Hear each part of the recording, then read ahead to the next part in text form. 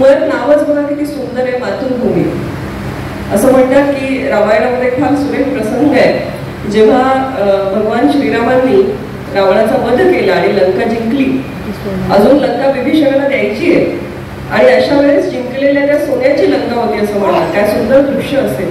तर त्या सोन्याच्या लंकेतल्या रावणाच्या प्रासादातल्या कुठल्या तरी छान गच्चीवर उभं राहून राम आणि लक्ष्मण लंकेकडे पाहत होते आणि लक्ष्मणाने भगवान श्रीरामांना विचारलं की हे लंकेचं राज्य तुला कसं वाटतंय, किती सुंदर आहे असं तुझं म्हणणं आहे, काय या सौंदर्याचं वर्णन करशील भगवान रामा.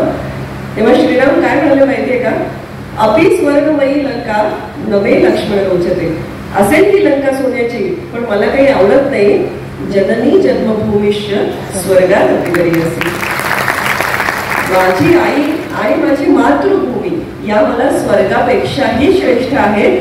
त्या आणि स्वर्ग याच्यामध्ये जर ऑप्शन मिळाला तर मला स्वर्ग नको, मला आई हवी आणि मातृभूमी हवी. इतकं आपल्या मातृभूमीवर प्रेम करायला आपल्या परंपरेने शिकवलेलं. पण मातृभूमीवर प्रेम करायचं म्हणजे काय करायचं, तर त्या मातृभूमीला समृद्ध करण्यासाठी प्रयत्न करायचा. जसा आईवर प्रेम करायचं म्हणजे काय करायचं, तर आधी तिचा सन्मान करायचा, तिच्याबरोबर थोडा वेळ घालवायचा. ही फार गरजेची गोष्ट आहे हो ना. कारण आज इथे आज मला खूप छान वाटतंय बरं का. मला असं वाटलं होतं की मी हा विषय निवडल्यावरती मंचावरती सगळ्या स्त्रिया आहेत या गोष्टींचं मला खरंच कौतुक आहे आणि सगळ्या इतक्या आपापल्या क्षेत्रात कर्तृत्ववान आहेत. एकदा त्यांच्याहीसाठी आपण जोरदार टाळ्या सांगितले. आणि त्याचबरोबर हे स्टेज आमच्या हाती सुपूर्द करण्याचा मोठेपणा ज्यांनी दाखवला त्या सगळ्या आपल्या पुरुष मंडळींसाठी सुद्धा जोरदार टाळ्या सांगितल्या. आपल्याकडे खूप छान सांगितलं जातं बघा की हा संसाराचा रथ आहे आणि या रथाची दोन चाक आहेत, एक स्त्रीचं चाक आहे आणि एक पुरुषाचं चाक आहे. या दोन्ही चाकांचा समतोल असेल ना तेव्हाच हा रथ बरोबर पुढे जाणार आहे.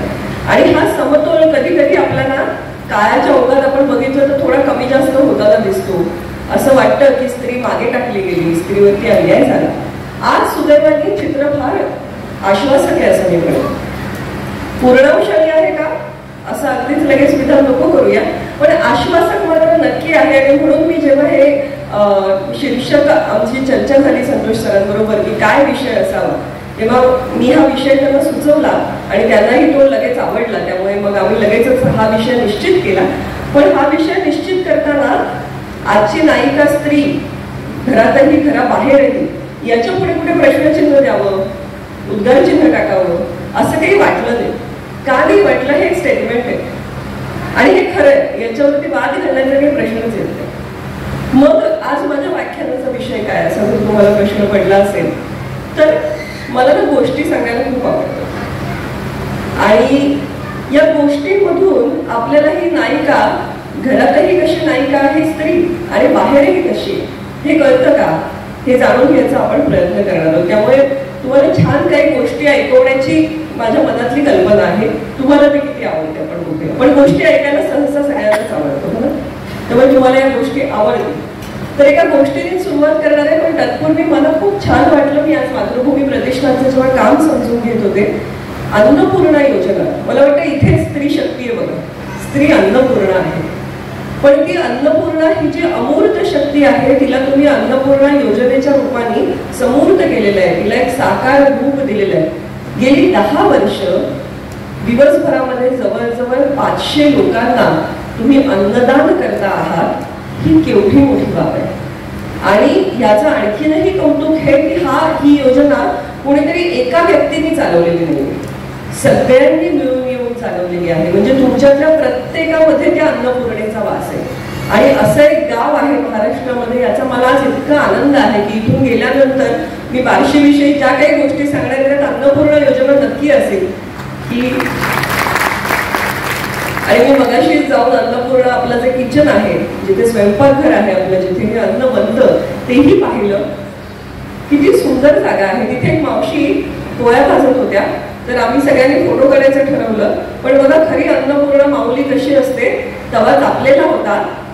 जर पोळ्या भाजताना उठलं असतं तर एखादी पोळी वाया गेली असती, नाहीतर चूल रिकामी ठेवायला लागली असती. या दोन्हीपैकी कुठलीही गोष्ट कुठल्याही अन्नपूर्णेला आवडत नाही. त्यावेळेला फोटो नको, फोटोसाठी आल्या नाहीत त्या.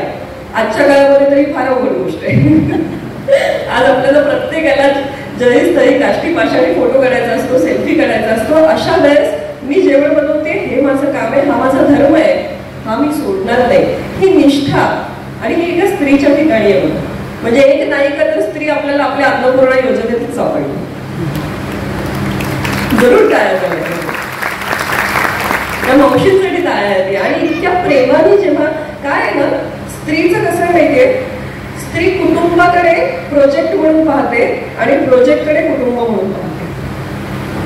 बघा, म्हणजे कुटुंबामध्ये सगळ्यात सर्वोत्तम जे जे काही द्यायचं आहे त्यासाठी तिला कुठल्याही MBA डिग्रीची गरज लागत नाही. स्त्रियांना अशिक्षित पटुत्व असं आपल्याकडे संस्कृतमध्ये म्हणून टाकले की स्त्रियांना खरं तर शाळेत जायची गरजच नाही. त्यांना शाळेत खूप वर्ष पाठवलं नव्हतं, पण त्यांना जायची गरजच नव्हती. आमच्याकडे स्त्रीचं शहाणपण हे काय शाळेत जाऊन आलेलं शहाणपण नाहीये, ते मूळचं असतं.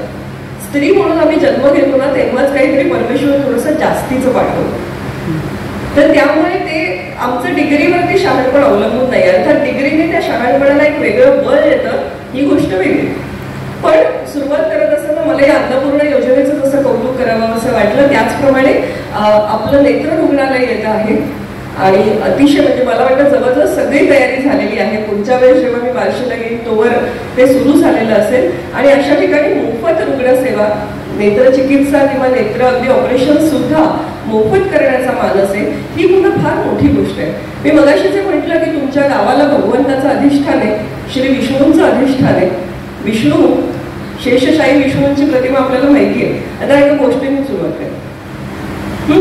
तर शेषशाही विष्णू आपल्याला माहिती आहेत, आपण चित्र पाहिलेलं असतं, बरोबर. आणि त्या विष्णूच्या पायाशी कोण बसलेली असते? लक्ष्मी पाय चुरत बसलेली असते. बघा, आपल्या परंपरेमध्ये किती छान छान गोष्टी सांगितल्या. तर या गोष्टीमध्ये काय माहितीये का, ती लक्ष्मी रोज पाय चुरत असते ना भगवंतांचे.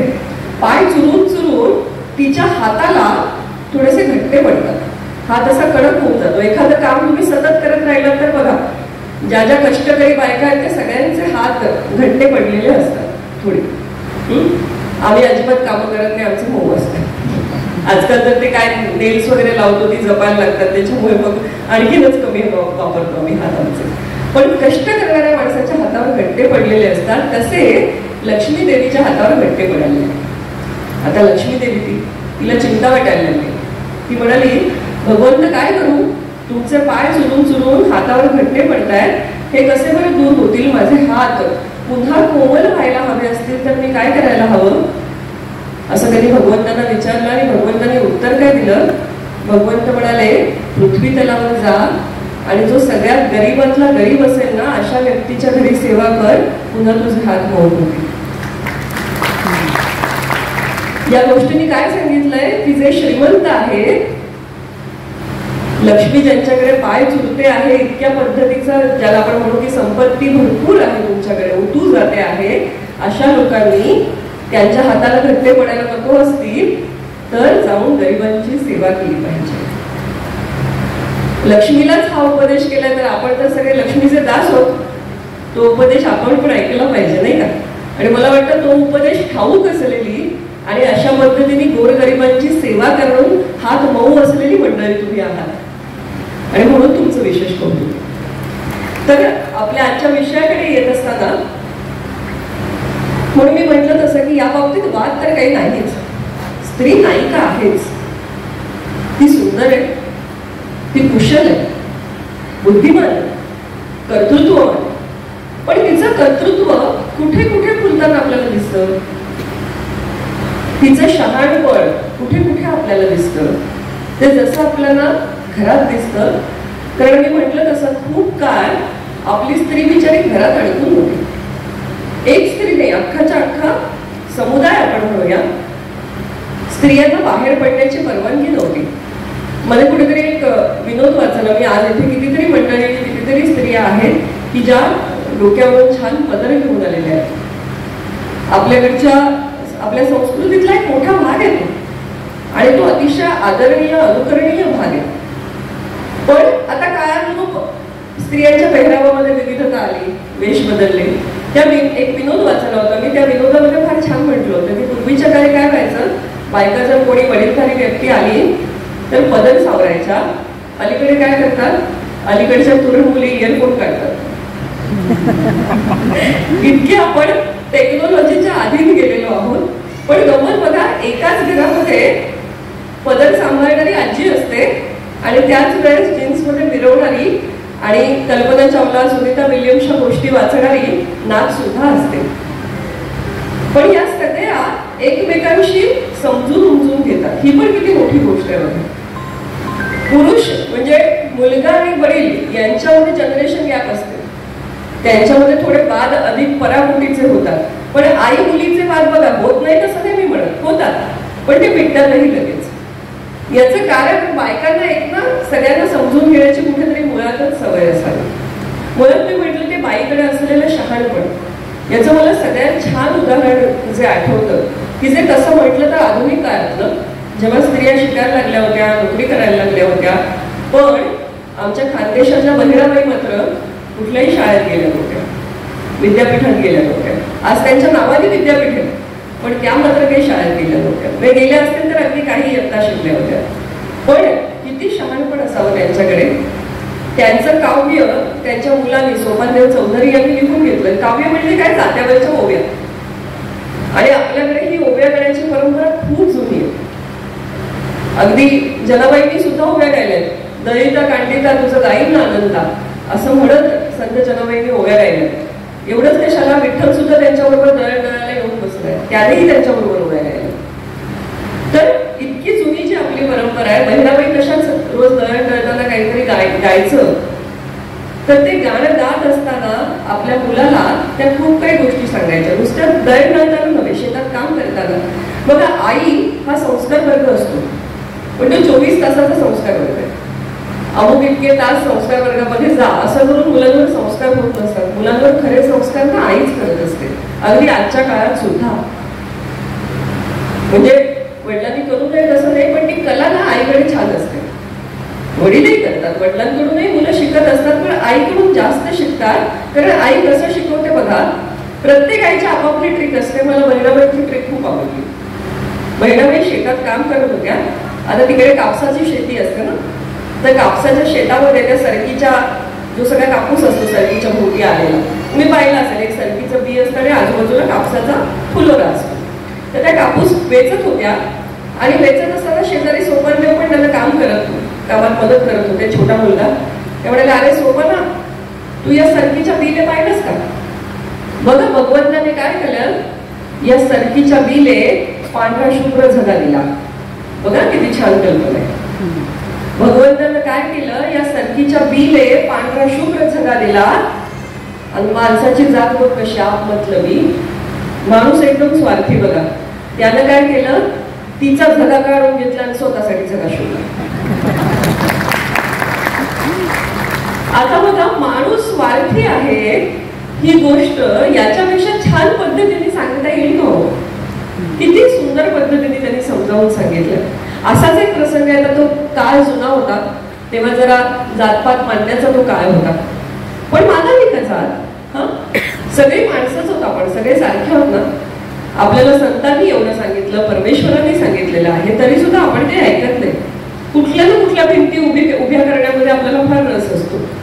तर एकदा त्या कीर्तनाला गेल्या होत्या आणि कीर्तनकार बुवांनी, खूप विद्वान कीर्तनकार होते, त्यांनी सांगितलं ते कसा जाती कशा निर्माण झाल्या आहेत, मग मुख म्हणजे कसे ब्राह्मण वगैरे अशा पद्धतीचं त्यांनी सगळं वर्णन करून सांगितलं. आणि ते वर्णन म्हणजे थोडंसं म्हटलं तर आपण त्याच्यात थोडंसं लॉजिक आहे, नाही असं नाही, की जो बोलतो तो परमेश्वराचं मुख आहे. मग ब्राह्मण म्हणजे विद्वान म्हणूया आपण. जे विद्वान मंडळी काय करतात, ती बोलतात, विद्येचा प्रसार करतात, मग ते देवाचं मुख आहे. मग क्षत्रियांकडे काय पाहिजे, ताकद पाहिजे, राजाला लढण्यासाठी ताकद पाहिजे. मग क्षत्रिय कोण आहे, तर देवाचे बाहू आहे. मग वैश्य काय करतात, व्यापार करतात. मग व्यापार करतात म्हणजे काय, त्यांना फिरायला लागतं इकडे तिकडे. मग देवाचे चरण म्हणजे पाय कुठले आहेत, तर वैश्य आहेत समजा, किंवा ऊन काय आहे तर वैश्य आहे असं समजा, मांड्या. आणि मग भगवंताचे पाय, भगवंताचे पाय म्हणजे काय, तर जो आता सगळ्यात खालचा भाग बोलला ना, उत्तम ते शिर, बरोबर, तिथून आता खाली खाली खाली आलो आपण. आणि भगवंताचे आता चरण फक्त शिल्लक आहेत, बाकीचे सगळे सगळे अवयव इकडे तिकडे वाटून झाले. मग चरण म्हणजे काय, तर ते सगळे शूद्राचे शूद्र आहेत ते चरण. असं ते कीर्तनकारांनी खूप रंगून कीर्तन करून सांगितलं. कीर्तन संपल्यावर बैराबाई थांबल्या. बैराबाईने आपला पदर सावरला आणि म्हणाले, अहो बुवा लई छान झालं तुमचं कीर्तन, खूप छान सांगितलं तुम्ही, पण मला एक शंका आहे. काय शंका आहे तुम्हाला? काय नाही, ते तुम्ही म्हणालात की भगवंताच्या चरणातून शूद्र सगळे निर्माण झाले, जे सगळ्यात खालच्या जाती ज्या काय आहेत त्या सगळ्या पायापासून निर्माण झाल्या, पण म्हणजे भगवंत त्यांनाच सगळ्यात श्रेष्ठ मानत असला पाहिजे.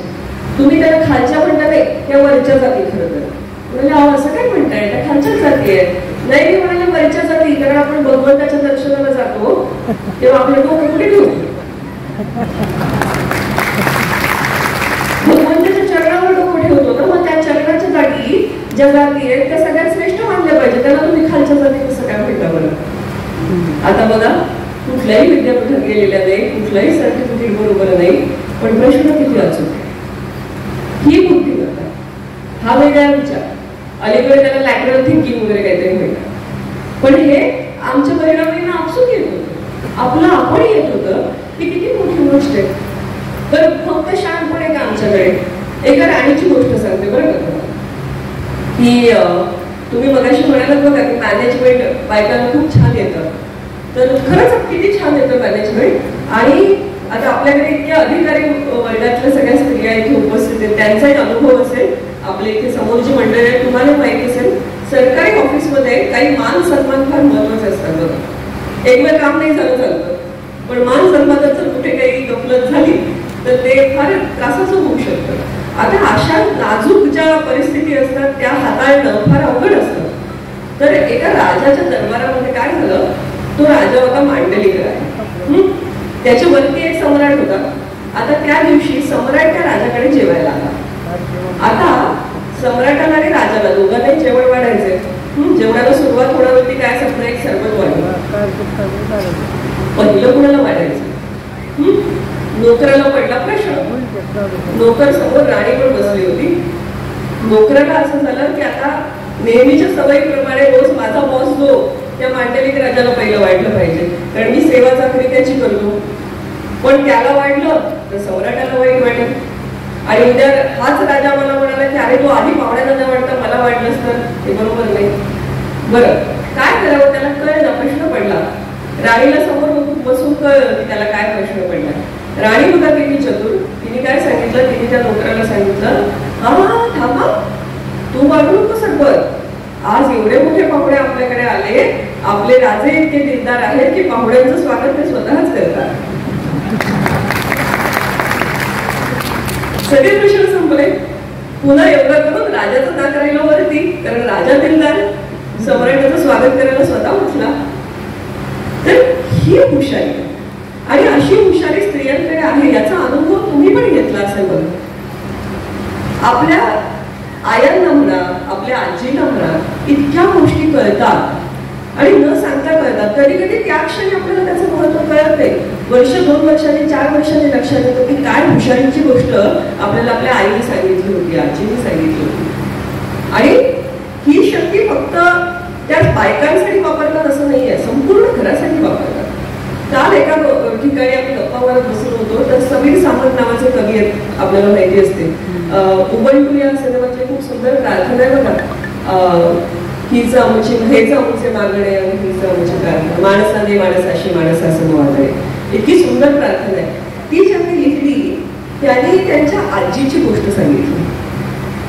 त्यांची आजी, त्यांचे आजोबा लवकर गेले. आजीवरती घराची सगळी जबाबदारी येऊन पडली होती आणि परिस्थिती अशी होती की मुलाला, म्हणजे त्या आजीच्या मुलाला, म्हणजे समीर सावंतांच्या वडिलांना एका नदीच्या दुकानात नोकरी मिळत होती. आणि ती नोकरी जर त्यांनी केली तर घराचं त्या क्षणी भलं झालं असतं.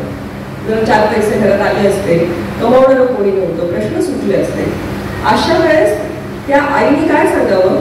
आई म्हणजे नाही, माझं मुलगा शिकलं पाहिजे तर नोकरी नाही करावं लागतात इतक्या लहान वयात, आधी तो शिकेल.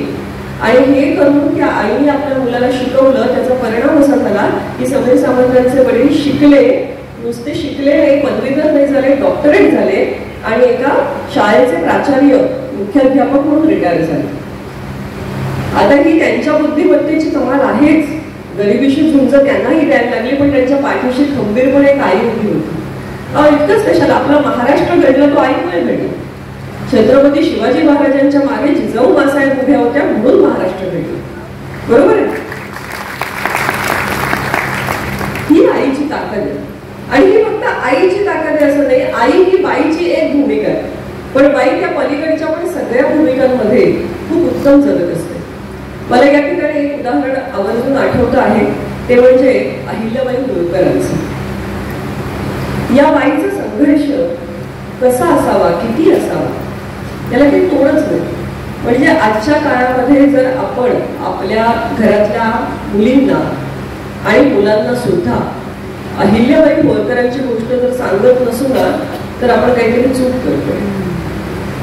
आपण सांगितली पाहिजे. जशी छत्रपती शिवाजी महाराजांची गोष्ट महाराष्ट्रातल्या प्रत्येक मुलाला ठाऊक असलीच पाहिजे. हर हर महादेवचा गजर आपल्याला आपलं रक्त उसळलंच पाहिजे. त्याच पद्धतीने मला वाटतं अहिल्याबाई होळकरांची गोष्ट प्रत्येक मुलीला माहीत असली पाहिजे. कारण ही गोष्ट काय आहे, आपल्या अहमदनगरच्या जवळच्या अगदी एका छोट्या खेडेगावामध्ये त्यांचा जन्म झाला.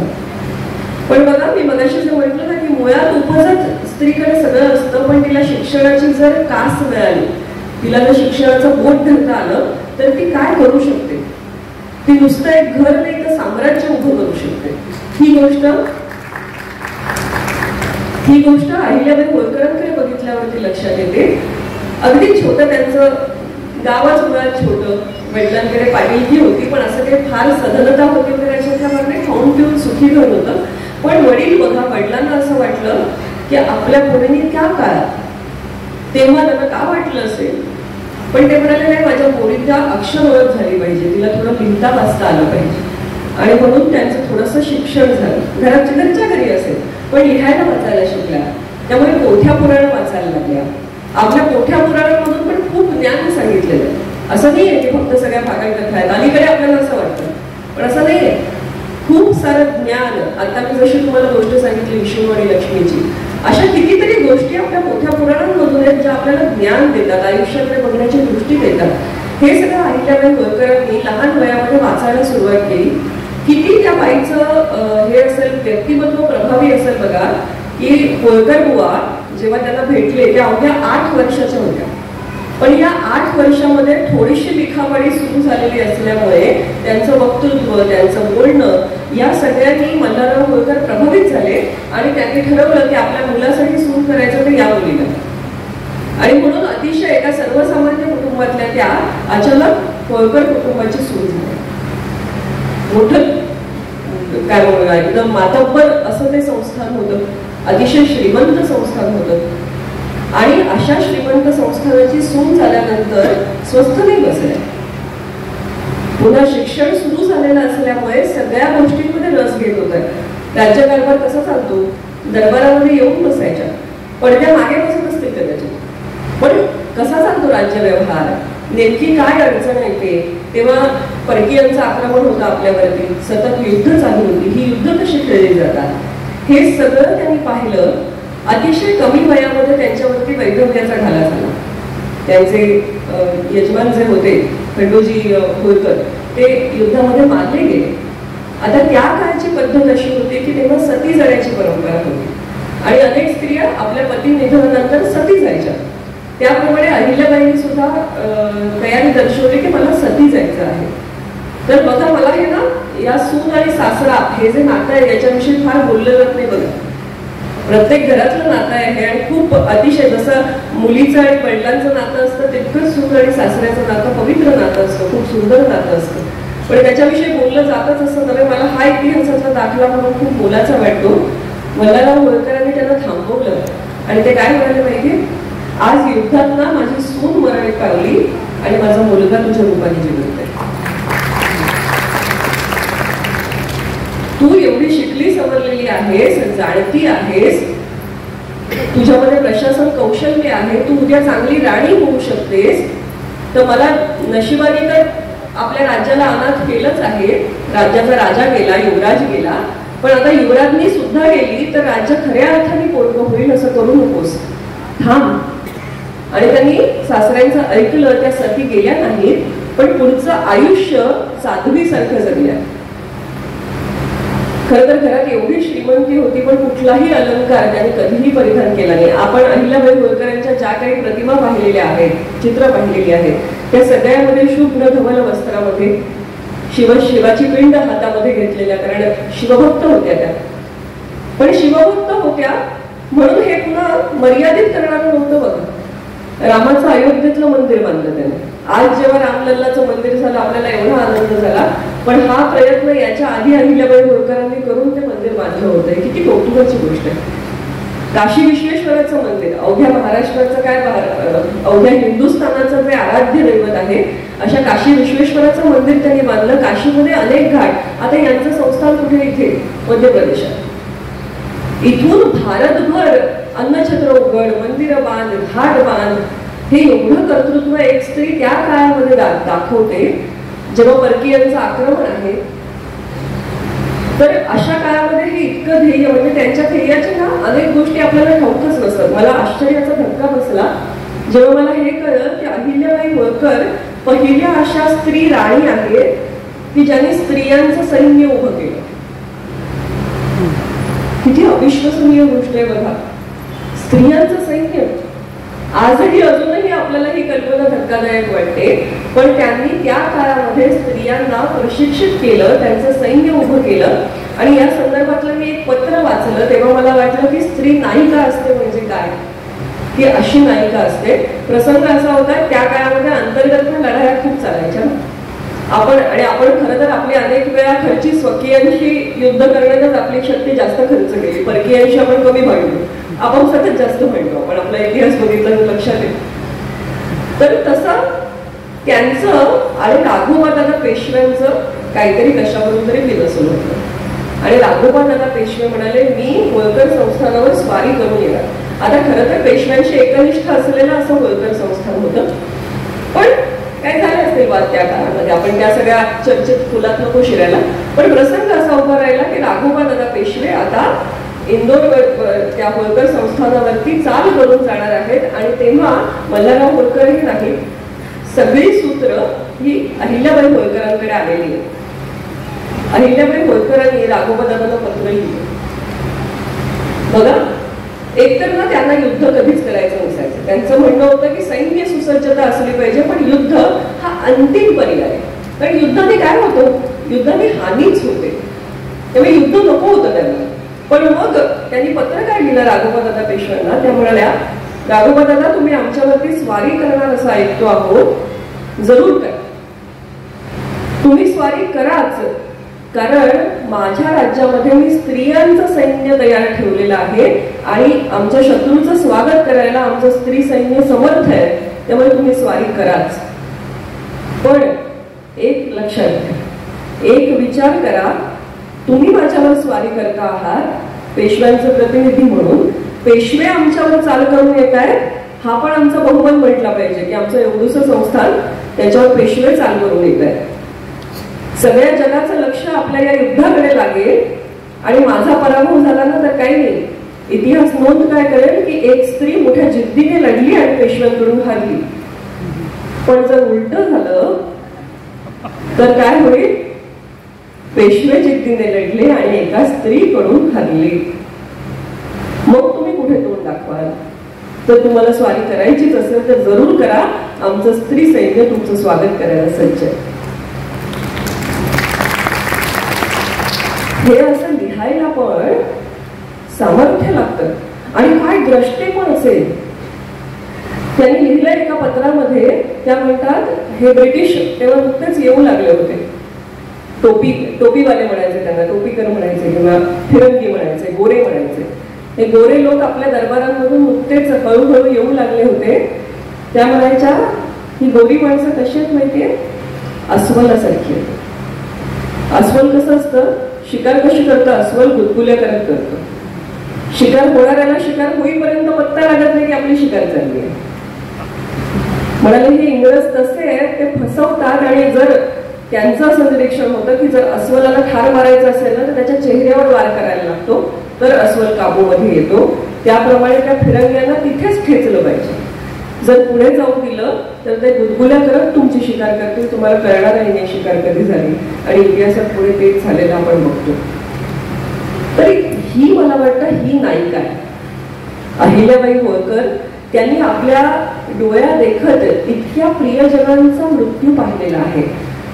पती लवकर गेला, त्यानंतर सासरे गेले, त्यानंतर मुलगा गेला, त्यानंतर जावई गेला.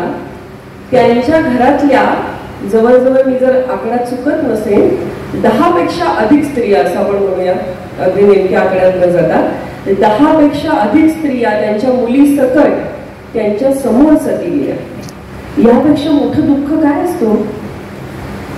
पण या सगळ्या दुःखावरती स्वार होऊन सम्राज्ञी म्हणून उभं राहणं आणि एवढा दानधर्म करणं, इतकं मोठं साम्राज्य उभं करणं, आजही म्हणजे त्यांनी उभी केलेली अन्नछत्र आता 200 वर्ष 250 वर्ष झाली असतील तरी सुद्धा अजूनही चालू आहेत, शाबूत आहेत. त्यांनी उभे केलेले घाट म्हणजे किती चांगलं काम केलंय बघा, भ्रष्टाचार नाहीये. आमचे उभे केलेले पूल 10-15 वर्षात डुबडुबायला लागतात. 100-100 वर्ष चालतील असे घाट तयार करणं ही एका स्त्रीची ताकद आहे. जेव्हा स्त्री सम्राज्ञी म्हणून पुढे येते, स्त्री एखादी बॉस म्हणून पुढे येते, अधिकारी म्हणून पुढे येते, तेव्हा ती भ्रष्टाचारावरती पण खूप मोठ्या प्रमाणात अंकुश ठेवू शकते. याचं कारण मुळात स्त्रीकडे नीतिमत्तेचं भान थोडं अधिक असतं. म्हणजे स्त्रिया भ्रष्टाचार करणार नाहीत अशी काही 100% हमी आपण देऊ शकत नाही. कारण पैसा ही फार विचित्र शक्ती आहे. पैसा कुणालाही करप्ट करू शकतो. चाणक्य नीती विषयी आपण अनेकदा ऐकतो ना, तर चाणक्याने खूप सुंदर पद्धतीने सांगितलं. चाणक्य म्हणतो की हे सरकारी अधिकारी किंवा कुठलाही अधिकारी, म्हणजे तो सांगतो तेव्हा राजाचे अधिकारी सगळे, हे राजाचे अधिकारी भ्रष्टाचार कसा करतात आणि कधी करतात? तर तो म्हणतो जसा मासा पाण्यात असतो तो नेमका पाणी कधी पितो तुम्हाला कळतं? तसंच समाजामध्ये पैशामध्ये वावरणारी माणसं कधी 4 पैसे काढून आपल्या खिशात टाकतात तुम्हाला पत्ताही लागत नाही. किती